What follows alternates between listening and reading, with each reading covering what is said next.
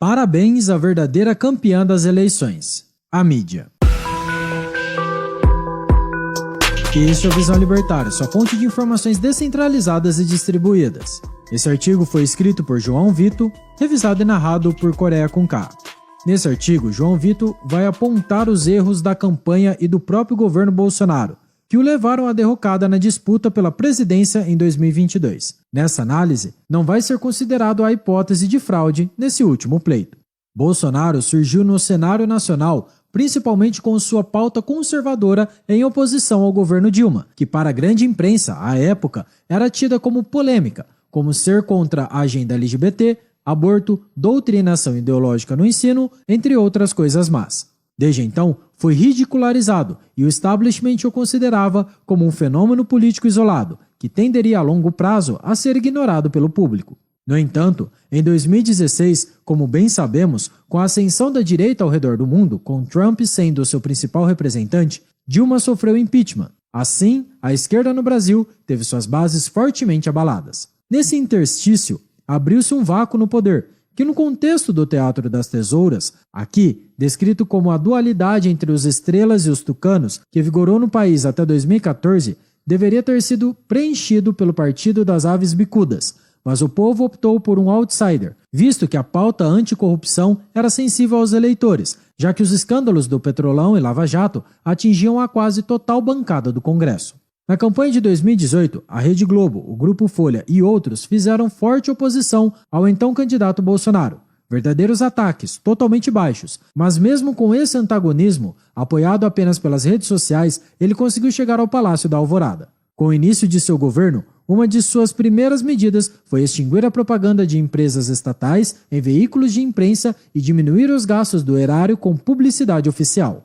Tais medidas são louváveis segundo o ponto de vista ideológico, porém, sob as vistas do pragmatismo, revelam-se errôneas. Suponho que essas ações foram movidas por revanchismo, na estratégia de sufocamento econômico dos conglomerados e na tese da perda de influência da mídia tradicional sobre a sociedade. Primeiramente, a imprensa mainstream até o presente possui um enorme poder persuasório, pois mesmo nas redes sociais, as pautas e temas que influem no debate político, na grande maioria das vezes, são trazidos pelos antigos conglomerados. Além disso, ainda dependemos deles como fonte final, informação aceita por ambas as partes como verdadeira, nas discussões políticas, ou seja, neles confiamos a apuração de fatos, dados e pesquisas. Também não podemos ignorar o apoio, tratamento claramente desigual frente aos pequenos veículos de informação dado pelo Google, YouTube, Facebook. Em suma, as Big Techs, nitidamente uma demonstração de forte lobby networking dessas corporações, na promoção de sites, canais e veiculação de notícias da velha mídia no meio digital. Ademais, não posso deixar de mencionar a vasta parcela da população que unicamente se informa pelos meios tradicionais, como os mais idosos e mais pobres. Segundamente, os cortes publicitários atingiram fortemente as receitas dos editoriais. Isso é um fato inegável. Basta ver o fim do El País no Brasil, as ondas de demissão em massa da Rede Globo, com sua perda do monopólio da transmissão de jogos de futebol, da Fórmula 1 e demais eventos esportivos.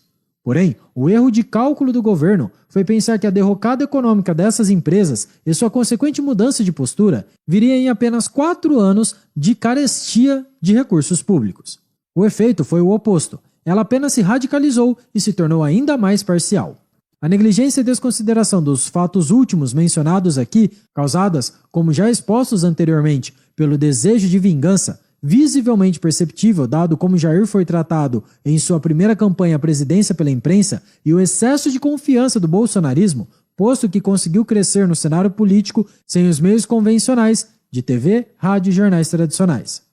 Portanto, ambos os motivos impediram uma análise racional sobre o inimigo, menosprezando seu impacto e impedindo qualquer movimentação no sentido de negociar uma eventual trégua, que foram fatores determinantes pela cruzada midiática, ainda em curso, contra o atual governo que já foi morto, haja vista sua derrota no último pleito.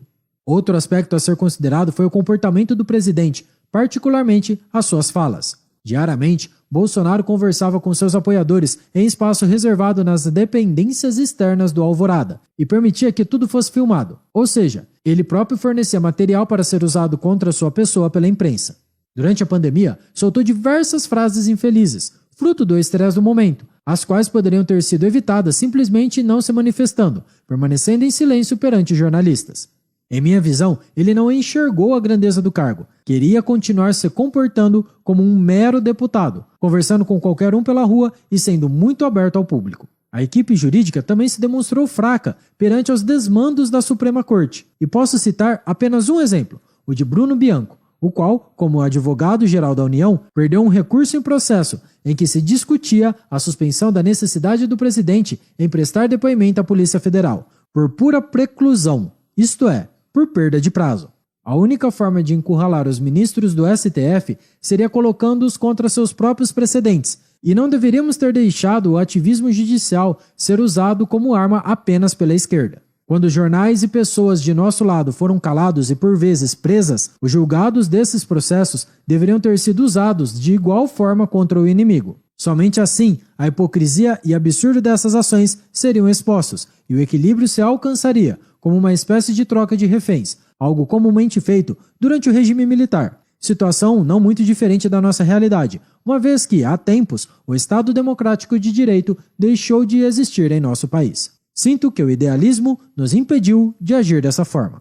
Devo lembrá-los da CPI da Lava Toga, oportunidade única de colocar o Poder Judiciário dentro de seus limites, jogada na lama, inclusive com o apoio de Flávio Bolsonaro, que articulou por seu arquivamento. Devo dizer que o 01, como senador, foi o maior erro de Bolsonaro, uma vez que o caso das rachadinhas, aqui não entrarei na discussão sobre essa prática ser crime ou não, veio à tona e, de qualquer maneira, desgastou demasiadamente o governo, no seu momento mais forte, em seu início, indispondo-o a agir de forma mais energética contra o Pretório Excelso, já que eles tinham como refém o próprio filho do presidente. Caso Flávio tivesse permanecido em seu cargo anterior, seu escândalo certamente teria proporções menores e seria julgado pela Justiça do Estado do Rio de Janeiro, ou sequer surgiria. Enfim, diversas falhas que culminaram em uma justiça ainda mais sem limites, agora apoiada pelo eleito governo petista, com enorme ânsia em prejudicar seus algozes. Deus tenha misericórdia de todos nós. Obrigado pela sua audiência. Se você gostou e só se você gostou desse vídeo, clique no ícone de curtir abaixo e compartilhe em sua rede social. Agora, se deseja ser notificado de outros vídeos, inscreva-se aqui no canal e depois clique no ícone da campainha. Até a próxima e tchau, obrigado!